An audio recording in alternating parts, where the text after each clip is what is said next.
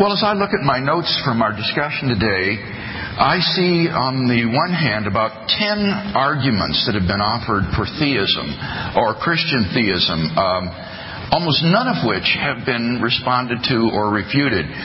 The argument from contingency for why something exists rather than nothing. The argument from the beginning of the universe, explained in philosophy and cosmology. The argument from the fine-tuning of the universe was not answered adequately. The mere mortality of human beings doesn't in any way show that the universe was not fine-tuned for the existence of intelligent life.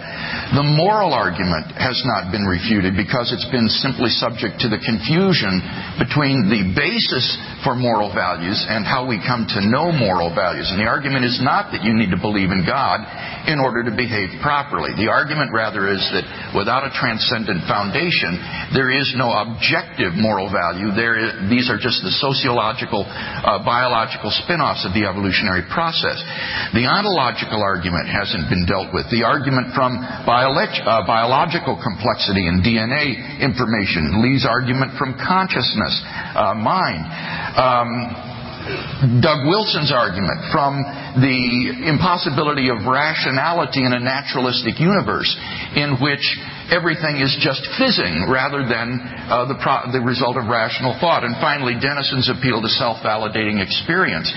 Seems to me all of these provide very powerful reasons for thinking that theism is true, and then the radical personal claims and the resurrection of Jesus, which I think are historically well validated, provide good grounds for believing Christian theism is true. So I have to disagree with Jim Dennison when he says atheism isn't falsifiable. On the contrary, I think it is very plausibly falsified, not simply falsifiable. It is falsified.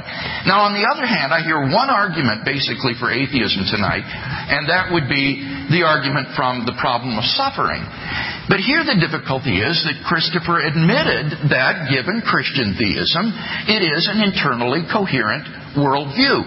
Dennison and Wilson explained that given God's desire to create human beings who have freedom to make significant moral choices, and that there will be justice and deserts appropriately given in the afterlife, it makes perfectly good sense to think that there would be a world that would be suffused with natural and moral suffering. And Christopher doesn't refute the point. He just then says, but I don't see any reason to believe this worldview is true. But we've just given 10 reasons to think that it's true. And none of these have been refuted. So I think Christopher needs to come to grips more rigorously with the arguments. I also heard from Christopher what I expected to hear today. Colorful phraseology, rhetoric, congenial personality, but little intellectual engagement with the substance of the argument. And so I want to invite Christopher for our debate on April 4th at Biola University, that you do some more preparation and come prepared to engage specifically with these arguments, because I think that's where the real issue is going to lie. We need to ask ourselves, are there good grounds for believing Christian theism is true?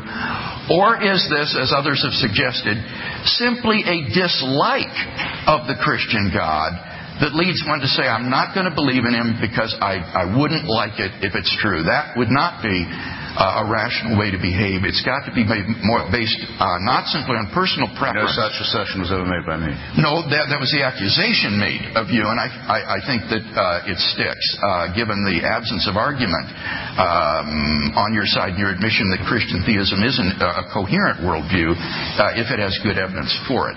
So I think we need to see more specific engagement with the arguments that have been offered tonight. Thank you very much, gentlemen.